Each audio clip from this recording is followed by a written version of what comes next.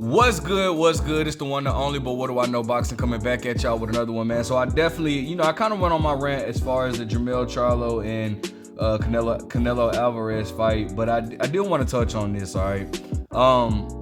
So shout out to Erickson, Lubin. Shout out to Jesus Ramos. They were the co-main event, and I must say, man, that definitely was a robbery, bro. In my eyes, I felt like I had Jesus Ramos winning the fight, 116 to 112. But I want to break it to it. First and foremost, let me give a shout out to Kevin Cunningham, who is the coach of Erickson Lubin. I've always liked Kevin Cunningham, just a no nonsense type guy. I know for a fact Kevin Cunningham had to at least tell him. He might have not.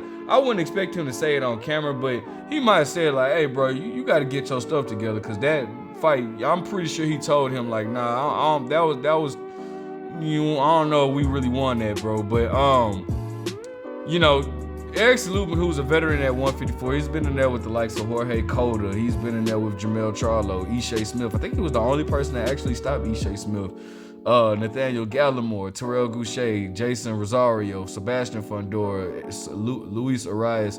Those are not all big names, but top names, guys that have,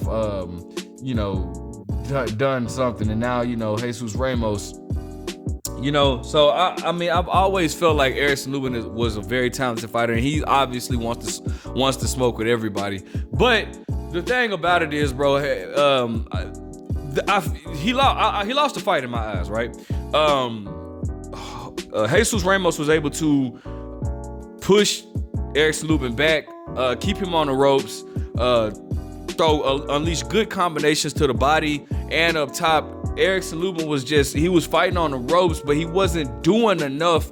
He was allowing Jesus to walk him down or whatnot, and he wasn't throwing anything behind it. And I was even wondering, like, why is he doesn't even have to throw hard, just throw the jab or whatnot. I know it's easier said than done, but I'm just saying, like, he was allowing, he was fighting Jorge. He was fighting Jesus Ramos' fight. He was fighting his fight the entire night or whatnot. Now, the issue that I have with Jesus Ramos is that round 9, 10, and 11, he to me, he took those rounds off. And I didn't know, like, it's just like he kind of just like took, like, I didn't know what was the point, what was the purpose of that, him taking those rounds off or whatnot. Because I really felt like he should have been, he should have been, he should have been more dominant in those rounds. These are the reasons why you don't want to take rounds off when you feel like you have a fight, already, you got the fight already in the bag, right? And it was looking like he was, winning the fight. I think everybody feels like he was winning the fight. But the thing about it is that's why you have to fight every round hard. You have to give it your all. And according to the judges, he wouldn't have won the rounds. I mean, he wouldn't have won the fight even if he would have won those rounds, but still, you can't afford to take off. Now, I don't know what the judges was looking at. I think one judge had it 117 to 111. That's 9 rounds to 3. How on God's green earth do you give Erickson Lubin 9 rounds? I would love for Erickson Lubin to even come on here and tell me how he felt. Like, I'm not even sure if Erickson Lubin felt like he really won that fight 9 rounds to 3. That was ridiculous. But the other 2 judges, I think, might have had it 115 to 113 for Erickson Lubin. And again, I just thought that is all wrong. I mean, listen, I do like to say this, man. It makes it easy as boxing fans. It makes it easy on us to blame the fighters and criticize the fighters when you have like fighters that lost a fight, but they carry themselves as if they won the fight. So it's easy for us to criticize them, but I really feel like we need to start holding these judges more accountable, more so than the fighter.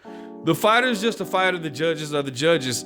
I really feel like we need to start, these judges need to be held accountable for decisions like this, because at the end of the day, a fighter's gonna take what you give him. If you give that man his victory, yeah, he's not gonna go and say, I really lost this fight, so let's petition to get this changed so Jesus can, because Jesus really wanted it. He's not gonna do that. He's gonna get what you give him. So if you just gave that man a victory off of a victory that he really didn't deserve, he's gonna run with it. Now, Erickson Lubin was on the record saying like, you know, he's tired of being called a gatekeeper and all this type of stuff. But I've never heard anybody consider him a gatekeeper. The only criticism that I recall is his chin.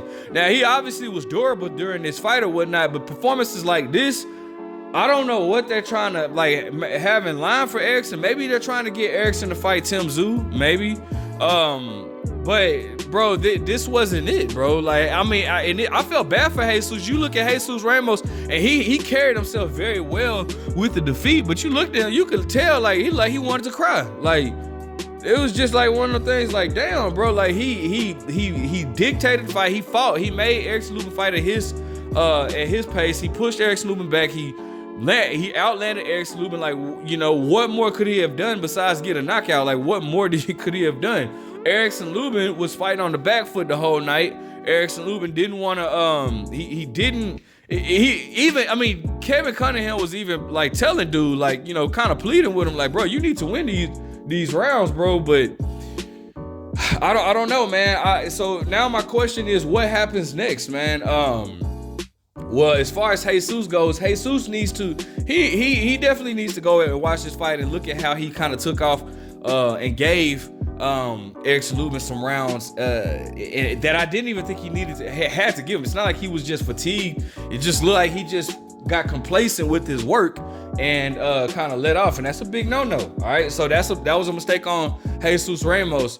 But if I'm him, I'm pushing for a rematch. Maybe when one of you guys gets a belt, or you know, if you guys get a belt, go for a rematch. I doubt that we get a rematch next, because it looks like they're trying to push Erickson Lubin to get a world title. And I ain't gonna lie to you, bro. The way after a lot of times when you have a fighter that gets a victory that they really didn't, like, a lot of people feel like they didn't deserve, a lot of times they don't even like to run it back because they know they kind of got away with murder at that point. So why, listen, they feel like it's like, like lightning don't strike twice, man. I can't do this, So I don't even know if Erickson Lubin will be interested in a rematch. But if I'm Jesus Ramos, that's what I'm pushing for. Now, Erickson Lubin, I'm pretty sure he's been vocal about wanting to get a rematch with Jermell Charlo. I don't know how Jermell Charlo performs at 154 after what we got last night. I'm not so sure. I don't know what type of Jermell Charlo we may get. But whatever it is, I'm sure it'll be enough to beat Erickson Lubin, or at least stop Erickson Lubin. Erickson Lubin, he's been known to have a shaky chin. I'll just put it like that. All right. But regardless, man, I just I didn't like this performance by Erickson Lubin. And I feel bad for Jesus Ramos, man. And I really feel like boxing needs to do more about these type of things. Just do more in general about these type of issues that go on, bro. We continue to have, and the fight, to me, it wasn't even close, man. Like I said, I had Jesus Ramos winning 116 to 112. That's 8 rounds to 4. I don't think anybody had, Jesus losing that. I don't, except for the judges, but I guess that's all that matters, huh? Ah, man. That just sucks, man. It really sucks. But I mean, listen, 154 is a pretty stacked division. Jesus Ramos will have plenty of opportunities. He's still young. He's only 22 years old, so he has more than enough time to make some. And then a lot of times, or actually every time, when you lose, and a lot of people thought that you really should have won, so when you arrived, the loss doesn't even affect you. I mean, because we saw the fight. We know what it was. So, I think Jesus Ramos will be more than okay. He does have a lot of things that he needs to go back and correct and work on.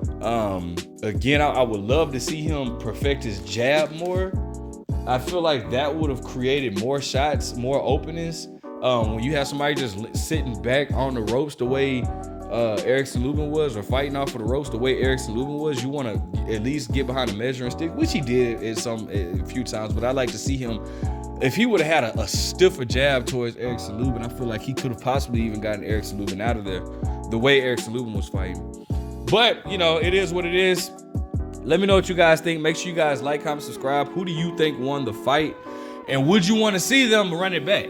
If not, what fights do you want to see them in next? But what do I know?